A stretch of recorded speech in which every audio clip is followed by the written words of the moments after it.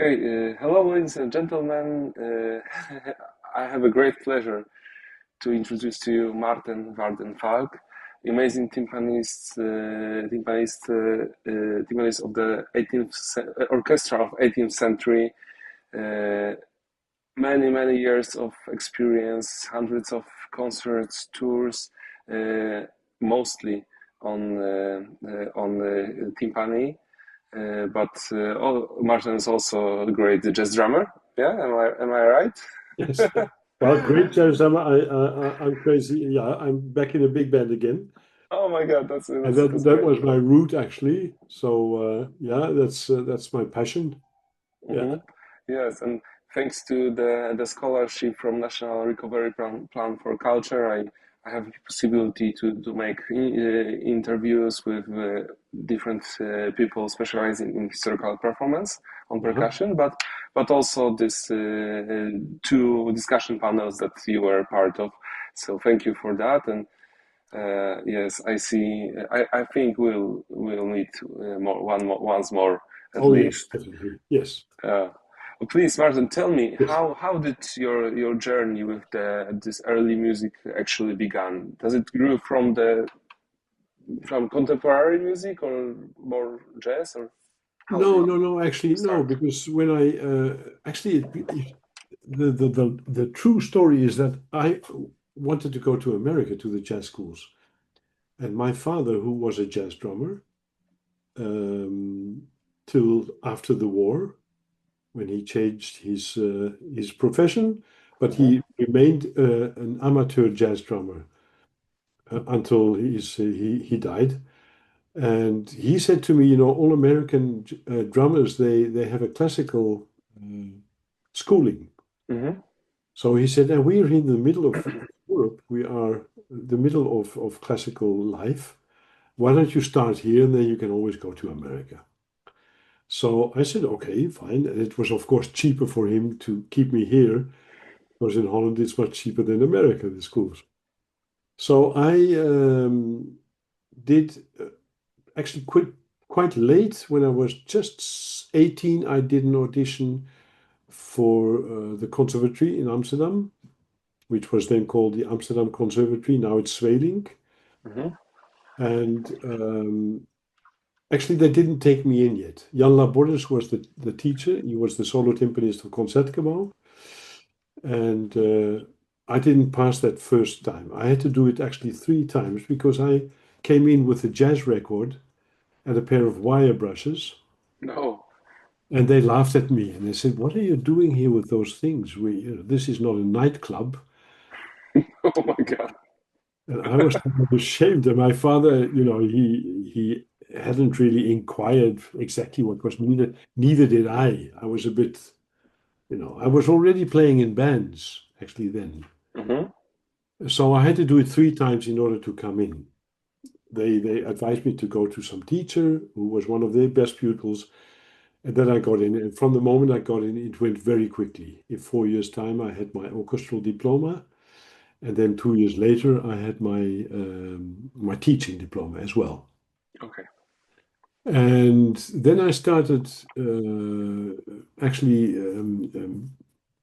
doing gigs or extra player with hmm concertgebouw quite much with Bernard Haitink a lot, all the Mahler symphonies, and I was doing mostly percussion backstage or a timpani backstage. hmm And then I went on tour with him to Japan. The first time I was 23, but I also played with the Netherlands Chamber Orchestra. And already then I felt that a smaller ensemble for me is more like the jazz. You hmm know, you hear much quicker who is where and what is going on. But funny enough, I got a job at the Amsterdam Philharmonic very soon after this tour in Japan. And there I stayed for 8 years while also playing quite a lot with the Netherlands Chamber Orchestra. David Singman, big conductor, he was chef then. Ros Marba, Spanish conductor. And I think, I'm not sure, but I think that Frans Bruggen maybe had heard me with this chamber orchestra. Okay. And then I came back. I went to America after 7 years. I quit the job with Amsterdam Philharmonic because I couldn't combine the things I like to do together with. And they were going to play opera more. So then it became the fuse with the Utrecht Symphony and the Netherlands Chamber Orchestra became the Netherlands Philharmonic, Okay. which is now still the Netherlands Philharmonic. It's the second orchestra after Concertgebouw. Mm-hmm. And they were doing more and more opera, and I didn't feel like playing opera somehow. I didn't see myself as a young player developing in the pit. In the pit, yeah, that's I understand totally. So I quit the job, and then I went to America to the jazz schools, and I got a scholarship from the Ministry of Culture to examine if it was possible to also teach classical music next to light music, jazz and pop, which was never done here before. So I got a little money with me from the ministry, and I went to Los Angeles, and I went to New York.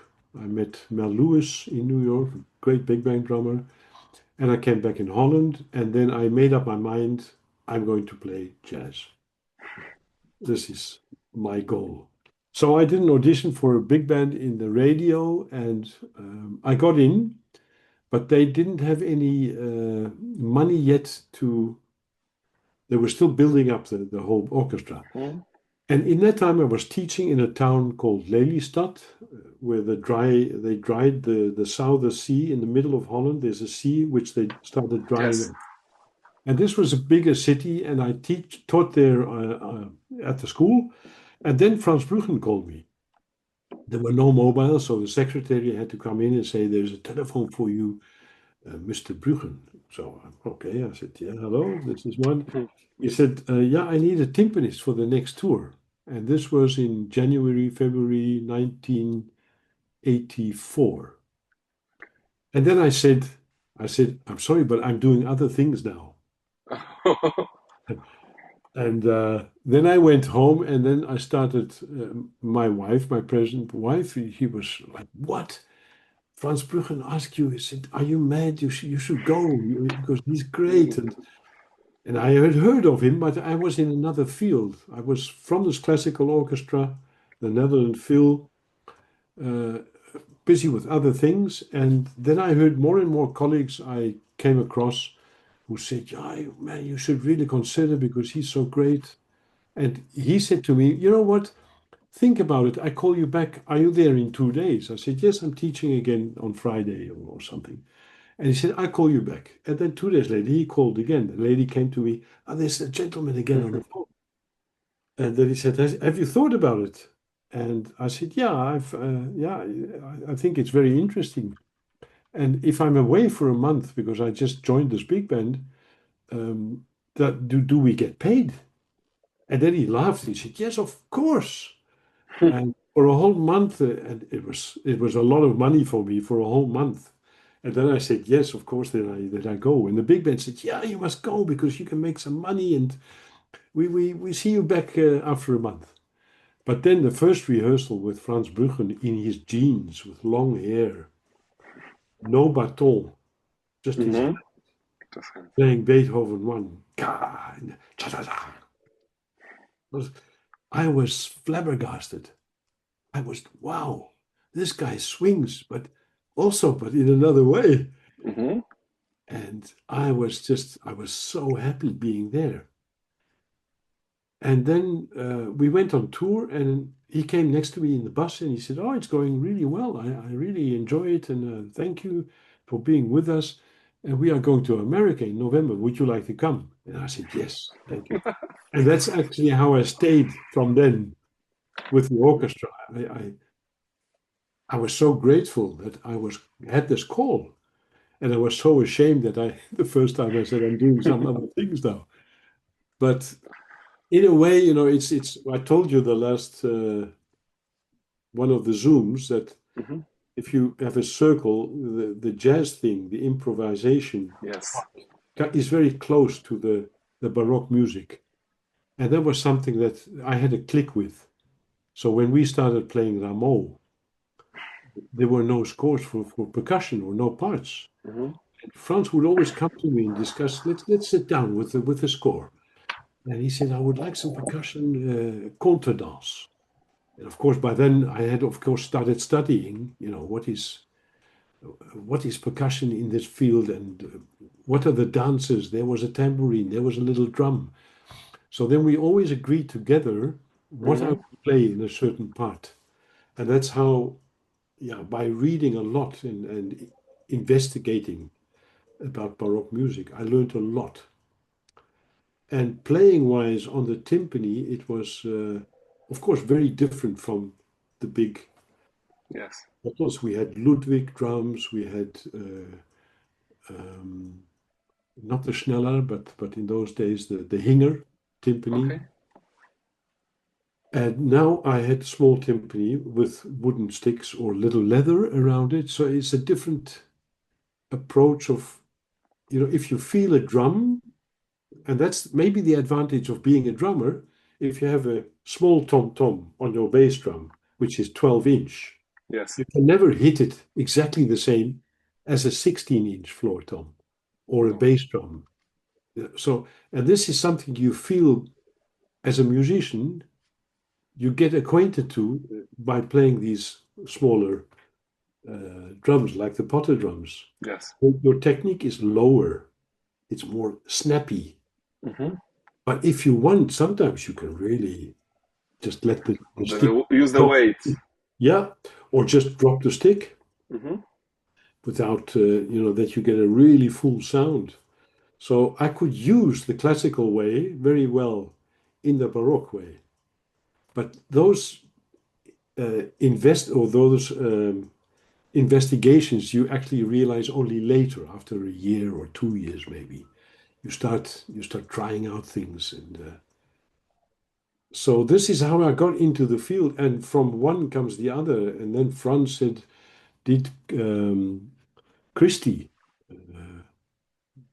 his first name, the famous conductor, Christie, the American, um, William Christie. And Franz would say, did he give you a call? Because he asked me about timpani playing. I said, well, call Maarten, he's free. And then I went to Paris to play opera with him. And then Germany, you started getting calls from people. And then I started playing with Thomas Hengelbrock and Balthasar Mm-hmm.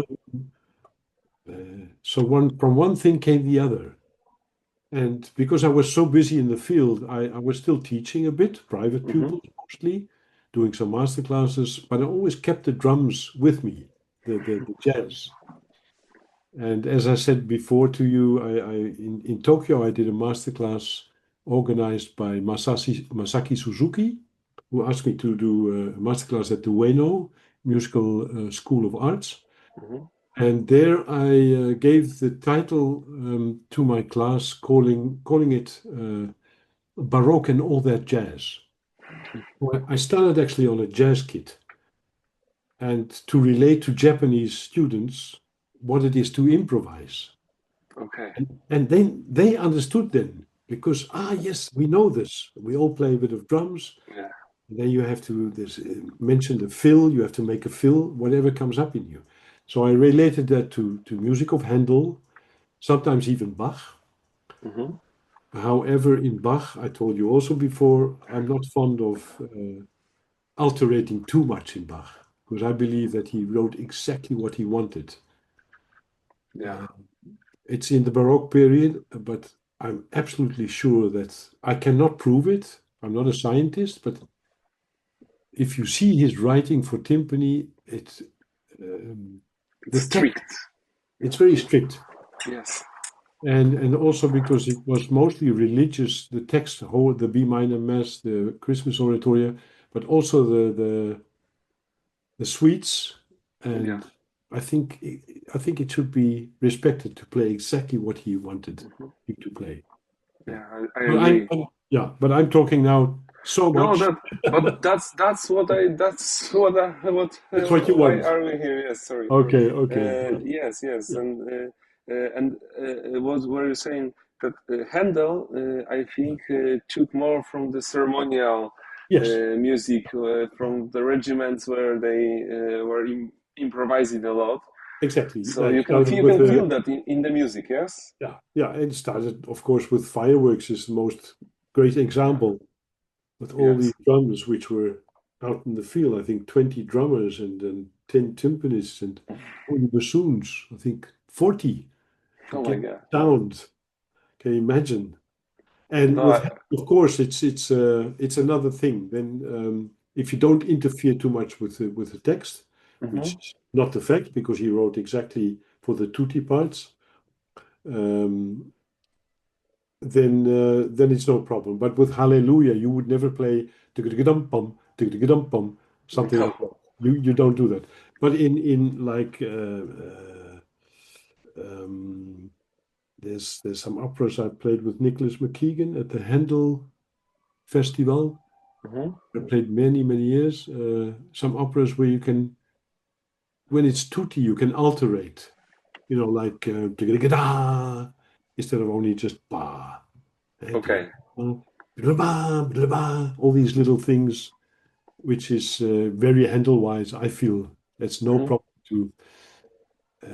And a good conductor notice or he knows about this, so he would even ask you, can you please there do something else? So Yeah. as long as you come down to those downbeats, which are not always on the one, but as long as you come to those beats with a small improvisation or Yes. alteration, as you like. Yeah. Yeah. It has to serve the music Yeah, uh, exactly. and Yeah. support Yeah. the ensemble. Yeah, yeah. It's like the end, like with in the Hallelujah when the trumpet alterates. Mhm. That was written out because Handel, maybe there were trumpeters who couldn't do it, or didn't have the scholarship to improvise well, so he wrote that out. Yeah. But there's also parts where the drummer has to do dum ta ta dum dum ya ta ta ta Dum, ta. dum, taka, taka, taka. Yeah. Yes. Then you can dum bidabum ta ka ta ta ta ta ta ta ta. You can do anything, yeah. As long as it's clear, of course, for, Yes. for the trumpeters. Oh. And I sometimes, love this. yeah, I love this feels. yeah.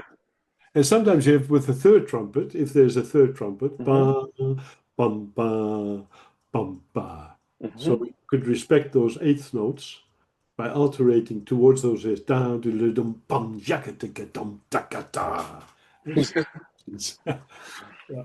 So, third trumpet serves as a bass line in As a a big bass line. band. Yeah, So, yeah, so, yeah, yeah, so exactly. it locks you in the solo. Yeah, yeah, exactly. Precisely. Yeah, yes, Oh, yes. oh my gosh. Yeah. Yes. Oh, so this is the, I think I was I was wondering what's most fascinating for you when playing such music, but I already think I know the answer. That that freedom, maybe a bit. Yeah, So, yeah. There's also in one of the Rameau pieces where da da dee da da da. I think that's with I told you last time with not the bagpipe, but it's a musagette. mhm. It's the bagpipe, but you do it with the elbow. Yes. The keys are like a doodle, like a Scottish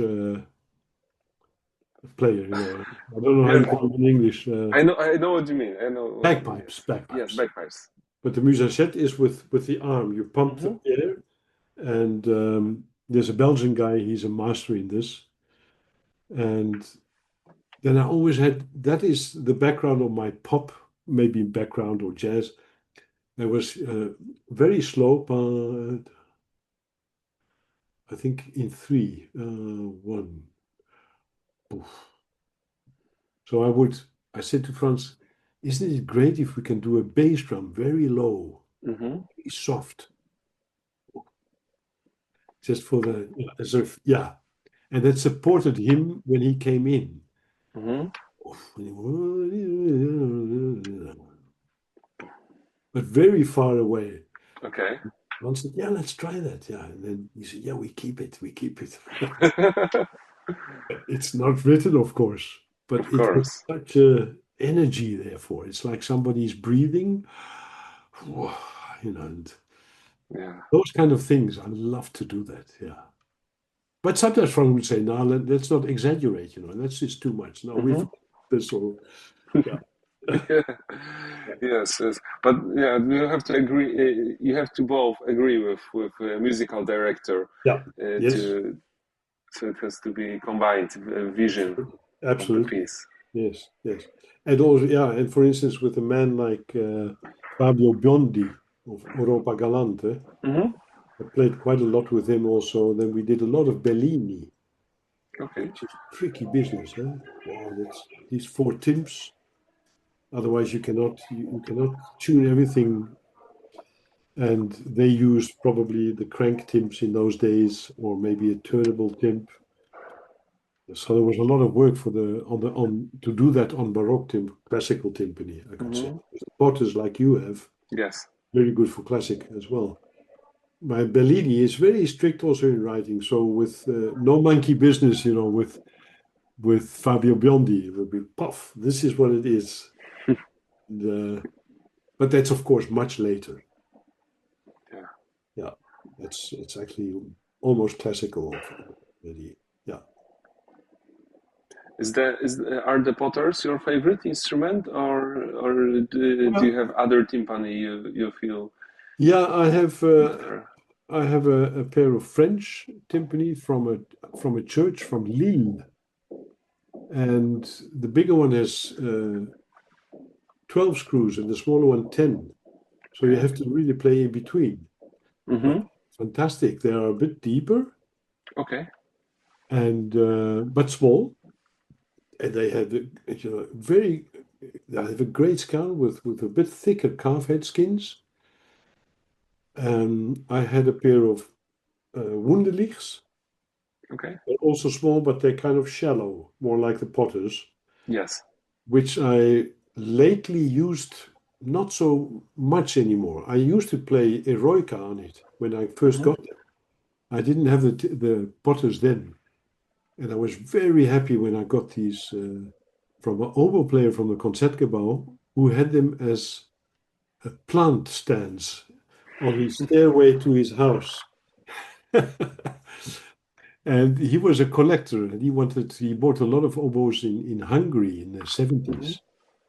And he wanted to buy a new oboe. So he called me and says, yeah, I hear you're playing with Franz and I have a pair of timpani. I'm very much ashamed because I use them as plant stands. But maybe you can do something. And I bought those Wunderlichs and they're really small, 21 and a half and not even 23. Eh? And the Eroica is great for E flat, B flat. But Yes. the second movement, CG, was always, like how am I going to get that? Mm-hmm. Especially this last note from the Marche Funèbre. Dee-da-dee-da-dee-dee-bom. And in the beginning, when I was always up, but okay, in a way, as long as the note is there, that became much better throughout the years. When you know the instruments, then you know the skins, what you want to put on, you get a much better result. Yes. Yes. But then I started renting timpani in Amsterdam from Jan Pussent. He was the first percussionist of the, you know him. He had Yeah. a big store, and he had a pair of bigger timbs. And that was for me much better for Haydn and Beethoven. And then one day, Franz Brugger came to me, I think it was late 80s or early 90s. And he said, yeah, I just got back from conducting the Age of Enlightenment in London. Mm-hmm. And there is a Hungarian guy, Janos Keshe, and he had a pair of Potter timpani, he told me. And he said, oh, those are great. If you can get timbs like that, that would be fantastic. So I called Janos, and yeah, he said, I know where they are made, and would you be interested? So I went to London to check them out, Yeah. and it was fantastic. I mean, well, you know. So I ordered them, and I think in 73, I got, no, 93, I got the main set. Mm-hmm. And 2 years later, the outer, 21 and a half, 27 and a half. Okay.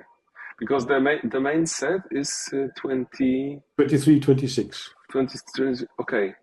Yeah. But I believe, yes, 23. But on request, some people could also have 25.8, Slightly. Yes. 25.5. Yeah, Yeah. yeah, yeah. But And they're incredible.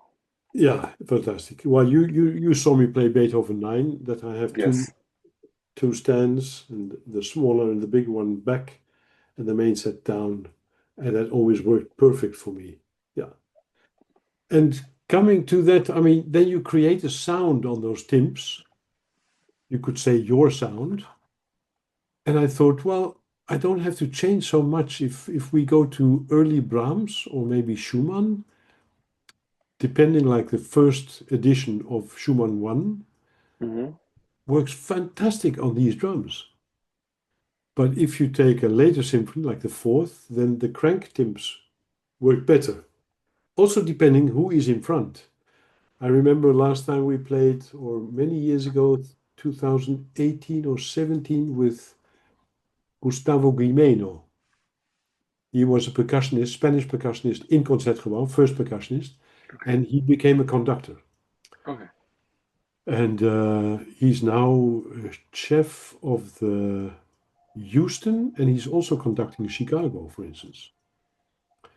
And Gustavo, it's a funny story. He was secretly a pupil of Jaris, Maris Janssons. Okay. But nobody knew.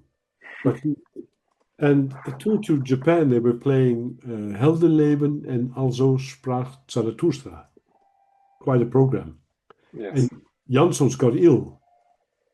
And he called Gustavo, because they were on tour in Japan, and said, Gustavo, tonight you're on. I cannot make it. And he told me his knees were shaking. Because that was one of the things as a pupil of Janssons. He would say, we are on tour, and I want you to study the score. Just You have to be imagine. ready. You have to be ready. And this is how he became famous in one concert. He did such a great job. And Gustavo, we played at Naradoa Mm-hmm. Hall. We played Schumann 4, I think. And then I used the crank timbs, I Okay. remember. And that worked perfectly with hard sticks. Okay. Yeah, because he, as a percussionist, also liked it, wooden sticks. Yeah. So, yeah, it depends a bit on who you have. I don't know if you've heard of Melnikov. No. No, he's a pianist, Russian pianist, living in the West now, not in Russia, I mean. And he also liked the Potters very much. Yeah, Mm-hmm. the sharpness, the brightness. So You I can know, achieve. for instance, that Adrian Bending is a bit different in these thoughts. He has, for each repertoire, he chooses other drums. And we had a bit of a discussion about that. And so he says, yeah, Schumann, even beginning of Schumann, you cannot play that on Potters. You shouldn't. And I said, why not? I mean, if it works in that ensemble, why not? It's a different approach on how you attack the drums, how you play. Yes. A little different using your technique, and maybe more looking for other sticks, or maybe leather, or Mm-hmm. some parts. Okay. And sometimes even felt sticks. Why not? Yeah. Yeah, I was playing on them once with the cartwheel, small Yes. cartwheel Yeah. sticks to have this dark Like dark Vienna. sound. Yeah. Yes, yes, Beautiful, eh? something like that. Yeah, Yeah. And they they are so work very versatile. well on the modern Schnellers now. Yeah. And they work perfectly. Yeah. I think if I had access to those tips in those days, I would probably have used much more of them. Like Schneller. Wiener style? Yeah. Okay, yeah. The smaller ones. Eh? Yeah. Yes, I know. They are so amazing. Yeah. Beautiful. Really beautiful. But very expensive also. Eh? Oh, yeah. And now Adams is making the Salon Pauken, Yes. Yeah. something like this, a They're very smaller good, one. actually. Yeah. They're Yeah. very nice. Yeah. I've never tried them, but they are taking from their Schneller model. Yes, The design, exactly. beautiful piece of Yeah, it really machinery, is. Yeah, yes. amazing. But Yeah. I never had chance to check them out. And very easy to play also. Funny enough, Hmm. that's why the turntips never made it, huh?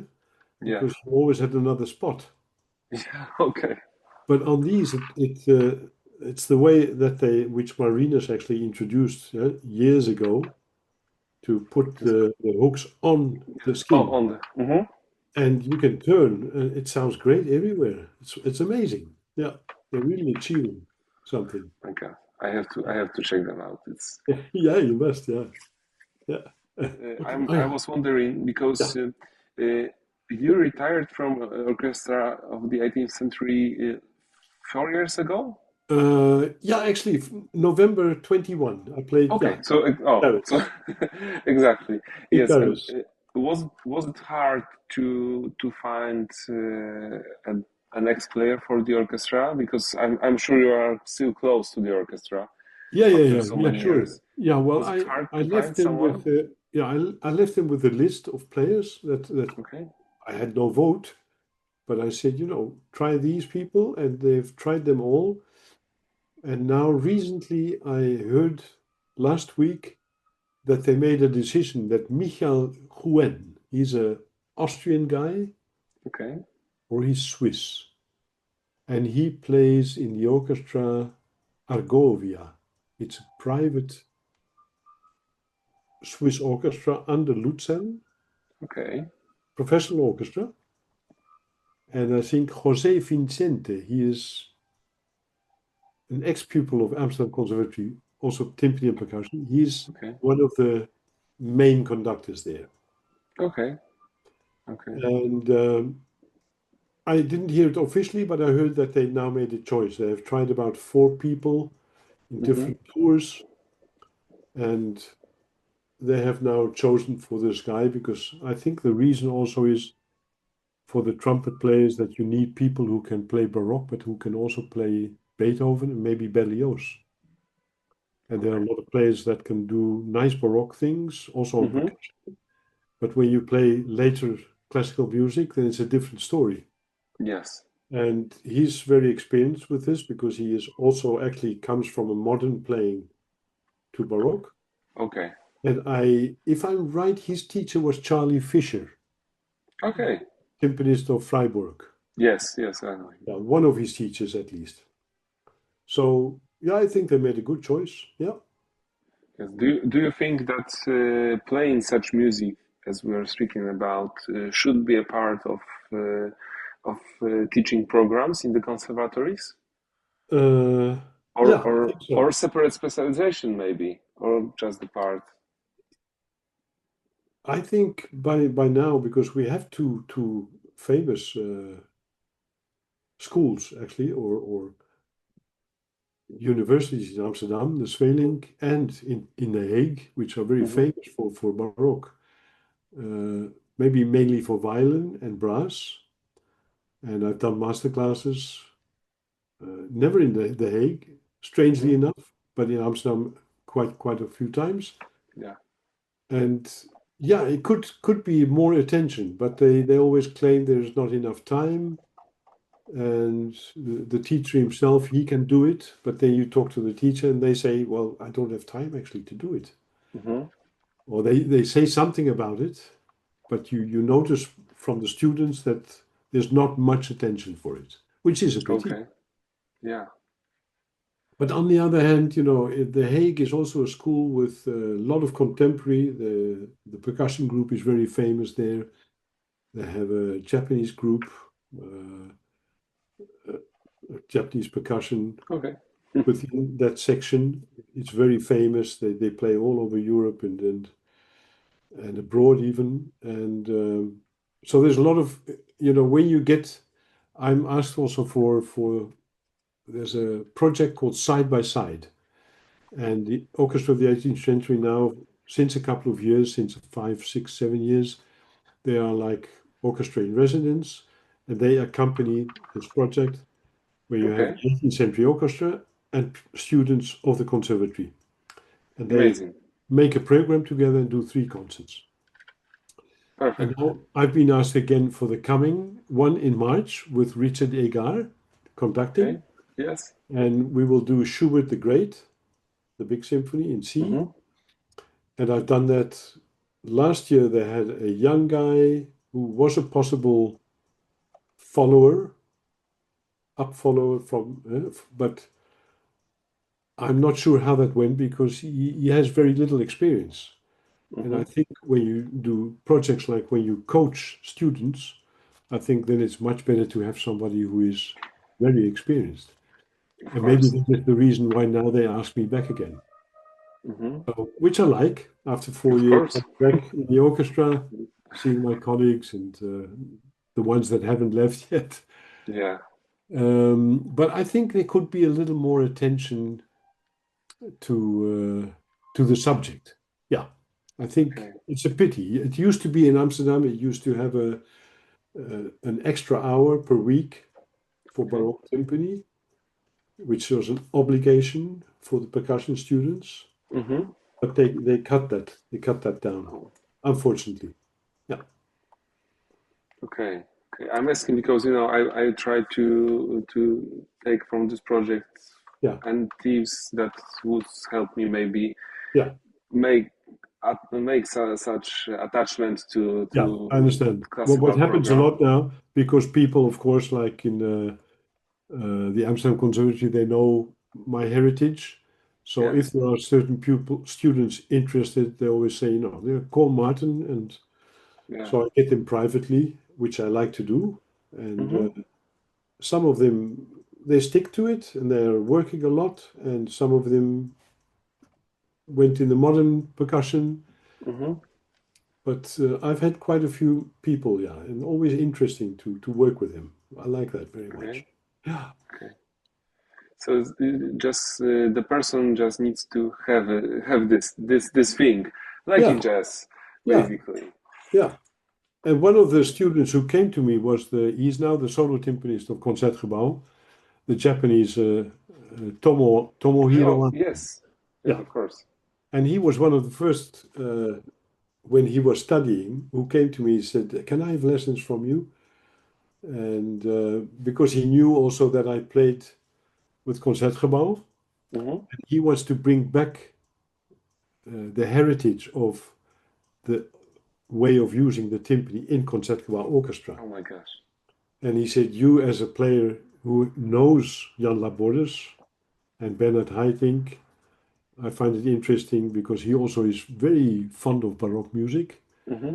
And he said, that would be a dream for me to play with the 18th century orchestra. And I proposed him, I think 3 times when there was a problem. I think one time I was ill.